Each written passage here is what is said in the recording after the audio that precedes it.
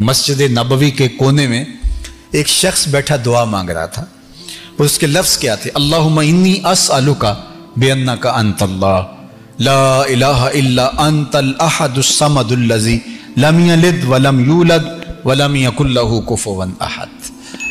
اے اللہ میں تجھ سے اس لیے مانگ رہا ہوں کہ تو میرا اللہ ہے۔ میرے والد گرامی فرمایا کرتے تھے کہ اگر بیٹا باپ سے کہے کہ ابو جی میں آپ سے اس لیے مانگ رہا ہوں کہ آپ میرے ابو لگتے ہیں، تو باپ کو پھر اپنا وجود بیچ کے بھی کچھ دینا پڑا، ضرورت پوری کرنی پڑے تو کرے گا کہ میں بیٹا ہوں تو آپ سے ہی مانگنا ہے، ہمسایوں سے تو نہیں جا کے مانگنا۔ تو وہ کیا کہتا ہے؟ اللہم انی اسألک بانک انت اللہ، اے اللہ میں تجھ سے اس لیے مانگ رہا ہوں کہ تو میرا اللہ ہے، لا الہ الا انت، تیرے علاوہ میرا ہے بھی تو کوئی نہیں جس سے جا کے مانگوں۔ اللہ انت الاحد الصمد الذی لم یلد ولم یولد ولم یکن لہ کفوا احد۔ وہ اللہ کے مبارک ناموں کا واسطہ دے کے اللہ سے عرض گزار ہوتا ہے۔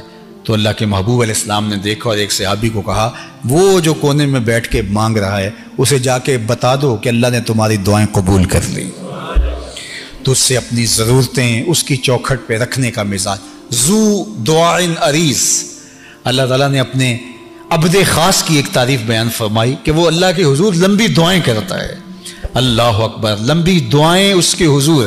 یہ شاید میں نے پچھلے جمعے عرض کیا تھا کہ جب بندہ اللہ کے حضور عرض کرتا ہے اللہ اسے مصیبت میں گرفتار کر دیتا ہے اور وہ پھر روتا ہے، چیختا ہے، تو جبریل عرض کرتا ہے کہ مالک تیرا فلاں بندہ ہے، یہ اس کی آواز ہے اور تجھے پکار رہا ہے، تو اللہ فرماتا ہے اس کو روتے رہنے دو، مجھے اچھا لگتا ہے کہ یہ مجھے پکارتا رہے، یہ میرے حضور عرض کرتا رہے۔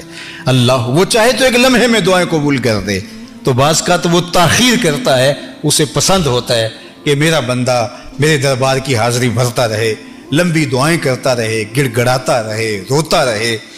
دنیا والوں کے سامنے جا کے روئیں تو آپ کا بھرم ٹوٹ جاتا ہے، اللہ کے سامنے روئیں تو اللہ کے ہاں آپ کی عزت بڑھ جاتی ہے، اللہ کے ہاں آپ کا وقار بڑھ جاتا ہے، وہ آپ کو اپنا محبوب بنا لیتا ہے جب آپ اس کے سامنے زاری کرتے ہیں اور آپ کی آنکھ سے بہے ہوئے ایک ایک آنسو کا وہ قدردان ہے۔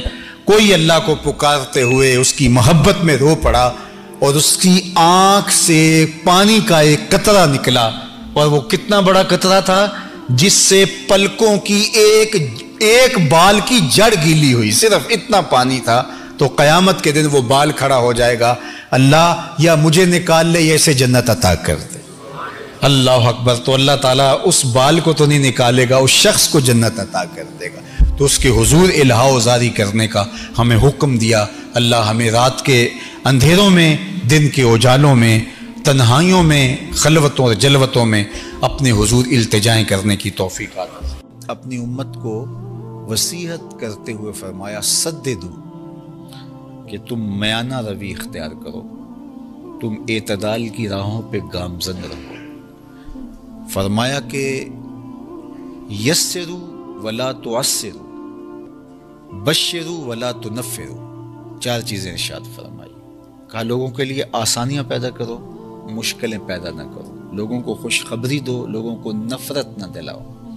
حضرت ابو مسعود انصاری رضی اللہ تعالیٰ عنہ فرماتے ہیں کہ مدینہ المنورہ میں ایک امام صاحب تھے جو بہت لمبی قرات کرتے تھے، تو ایک صحابی حضور کی خدمت میں ان کی شکایت لے کر آئے اور کہا کہ حضور ہمارا امام بہت لمبی قرات کرتا ہے اور اگر یہ سلسلہ یوں جاری رہتا ہے تو میں جماعت سے نماز نہیں پڑھ پاؤں گا۔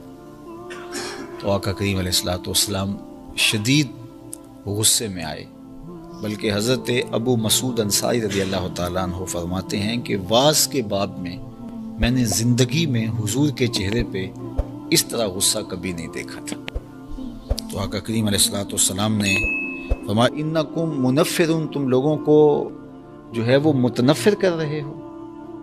حالانکہ نماز کے اندر لمبی قرات کی جا سکتی ہے، لیکن جب بچے ہوں، بوڑھے ہوں، بیمار ہوں صفوں میں، تو اس وقت لمبی قرات نہ کی جائے، چونکہ ان کو اذیت ہوگی، ان کو تکلیف ہوگی، ان کے لیے کھڑا رہنا مشکل ہوگا۔ اس طرح رش ہو، لمبی کثرت کے ساتھ لوگ ہوں تو اس میں امکان زیادہ ہوتا ہے کہ اس میں ضعیف اور کمزور بھی ہیں۔ آپ یہاں عید کی نماز پڑھانے کھڑے ہوئے ہیں، جمعہ کی نماز پڑھانے کھڑے ہوئے، اے سی چل رہے ہیں، گرم موسم ہے، صرف ہال میں لوگ موجود ہیں، تو ٹھیک ہے آپ لمبی قرات کر لیجئے اگر سارے نوجوان ہیں، لیکن اگر باہر لوگ دھوپ میں بھی کھڑے ہوئے ہیں، رش اتنا ہو گیا ہے، تو آپ جو معمول کی قرات کرتے ہیں اس سے بھی مختصر کیجئے۔ آپ یہ نہ سوچئے کہ میں یہاں کھڑا ہوں اور میں تو 15 منٹ کی نماز میں بھی، لیکن وہ جو دھوپ میں صفیں بچھائے کھڑے ہیں اور گرمیوں کی دھوپ ہے تو وہ ان کا خیال کیجئے۔ اللہ کے محبوب علیہ السلام نماز میں قرات اعتدال کے ساتھ ہی فرماتے، لیکن کبھی ایسا ہوتا کہ خواتین جب آتی تو ان کے ساتھ بچے بھی ہوتے، تو وہ پیچھے بٹھا کر کے بچوں کو تو صفوں میں نماز کے لیے جب کھڑی ہوتی تو کوئی بچہ رونے لگتا تو ماں کا دل اس کی طرف مائل ہونے لگتا، تو آقا کریم قرات مختصر فرما دیتے کہ ماں کے دل میں بچے کا خیال آ رہا ہے اور اس کو بچے کی بے چینی ہو رہی ہے۔